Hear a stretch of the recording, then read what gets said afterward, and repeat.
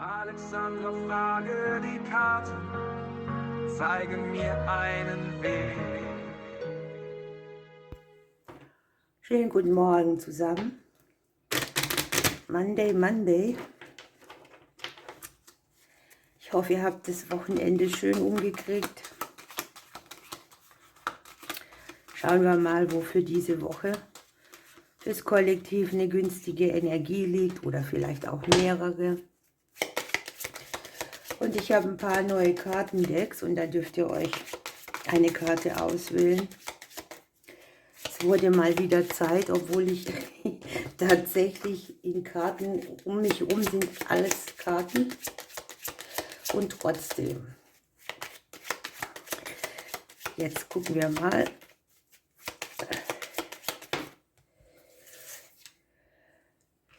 Eine gute Woche, die Dinge in die Klarheit zu bringen, aus dem Nebel zu treten.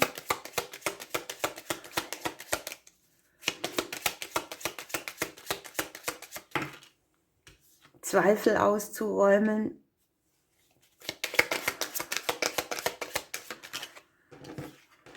Aufzunehmen, wo man so das Gefühl hat, da stimmt was nicht. Da fühlt sich was nicht gut an. Eine Woche für ehrliche Worte, Aussprachen für Ehrlichkeit. Sehr viel Spirituelles, was hier abrufbar ist. Wissen, Hellsicht, Klarsehen. Möglicherweise auch kann man gut in dieser Woche mal auf die Astrologie schauen.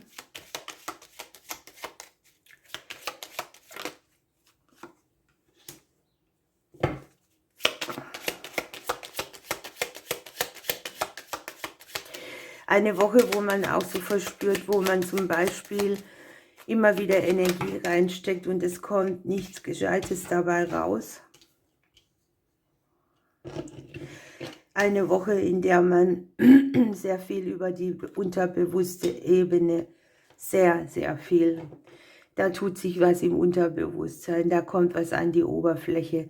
Da ist so der Punkt, wo man, wie soll ich das erklären, einiges geschluckt hat, wo man immer wieder mal gesucht hat, was denn die Antwort wäre. Und hier haben wir echt geballte Spiritualität, vielleicht sogar ein spirituelles großes Wachstum, eine große Erkenntnis, eine große Erfahrung. Wir haben die Sterne, die Sonne, den Mond, das Buch.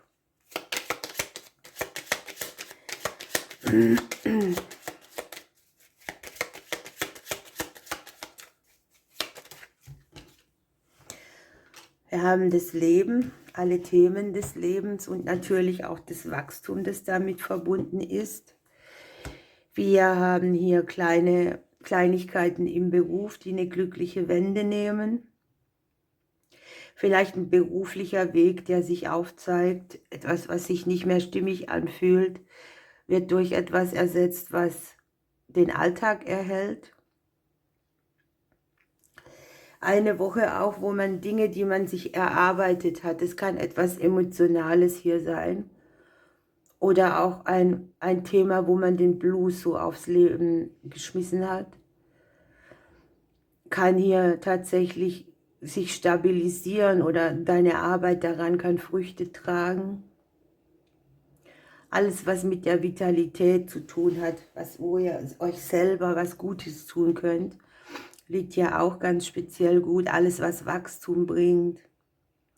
Auch das Lernen liegt angezeigt, dass man jetzt zum Beispiel besonders gute Antennen hat, ein Wissen aufzunehmen, sowas alles, ne?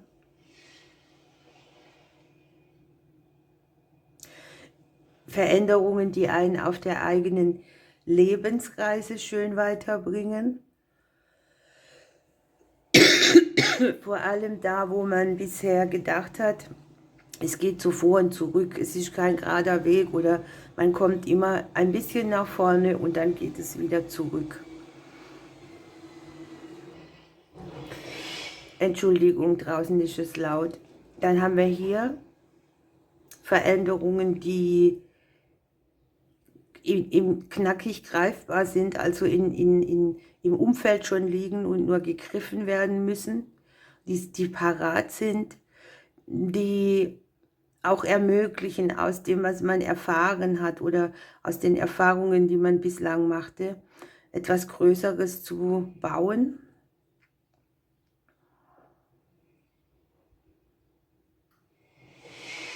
Die Langsamkeit ist auch angezeigt. Also es ist eine Woche, wo das langsame Vorangehen irgendwie hier sehr zentral liegt, wo ich sagen kann, ja, das, was man hier tut, das braucht keine Schnelligkeit, das hat Zeit, da kannst du Ausdauer walten lassen, lieber langsam und gründlich, weil mit dem Buch verbunden ist schon auch, dass wir versuchen sollten, das erworbene Wissen hier mit einzubringen, anstatt das schnelle Voranpreschen, dass man überhaupt in Aktion tritt. So, dann würde ich sagen, Krafttier und von den Sanssouci-Karten eine, die hat mir Diana geschenkt, vielen Dank.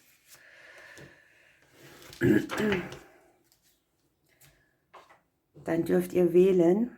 Ich lege mal heute nichts hin. Ich nehme den Stapel. Okay, wir haben den Krampus. Ja, da fühlt man sich vielleicht so ein bisschen verblüht und betrocknet. Man hat irgendwie das Gefühl, dass man für was bestraft wird oder man kriegt vielleicht auch mal kurz einen Schreck über irgendetwas. Man fühlt sich vielleicht auch nicht so ganz belebt. Und dagegen haben wir den Pfau. Guckt euch das mal an. Der Pfau kündigt ja eine Vollendung an. Das kann ja sehr gut aufeinander aufbauen, ne?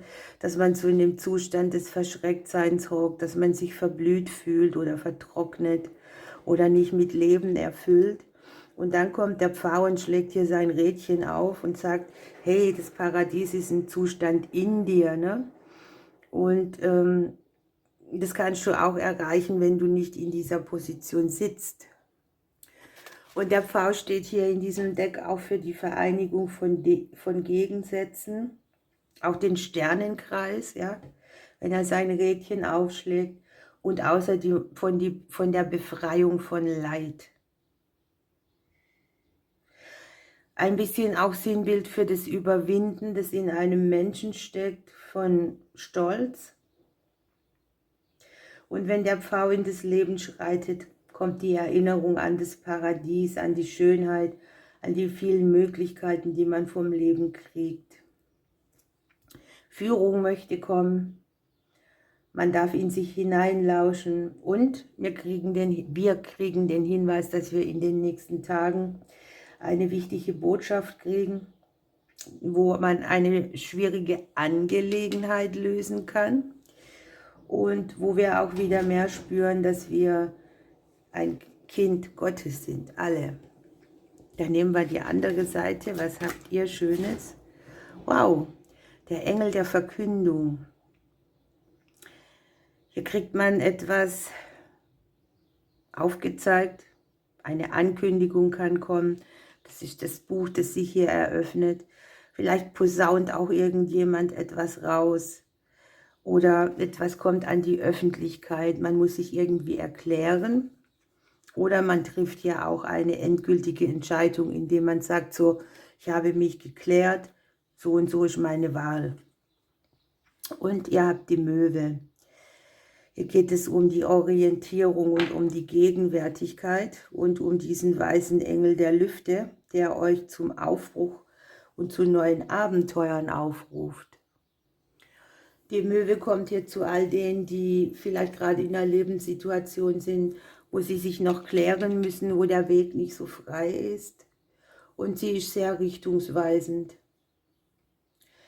Mit der Möwe kriegt man hier mehr so den Überblick über die Situation, so dass man auch den nächsten Schritt machen kann. Und man verbindet sich wieder mehr mit der Quelle. Die Träume werden hier angesprochen, die wieder Verbindung mit einem aufnehmen. Also ich sagte ja, das Unterbewusstsein tickt sehr hoch in dieser Woche. Und es geht nicht darum zu suchen für euch, sondern zum Erkennen, was ihm jetzt möglich ist. Und es wird sich sehr klärend hier auswirken. Also eine berauschende Woche eigentlich, wo die Sinne auch so offen sind, ne? Okay, ihr Lieben, ich wünsche euch einen wunderbaren Tag. Ich drücke euch bis morgen.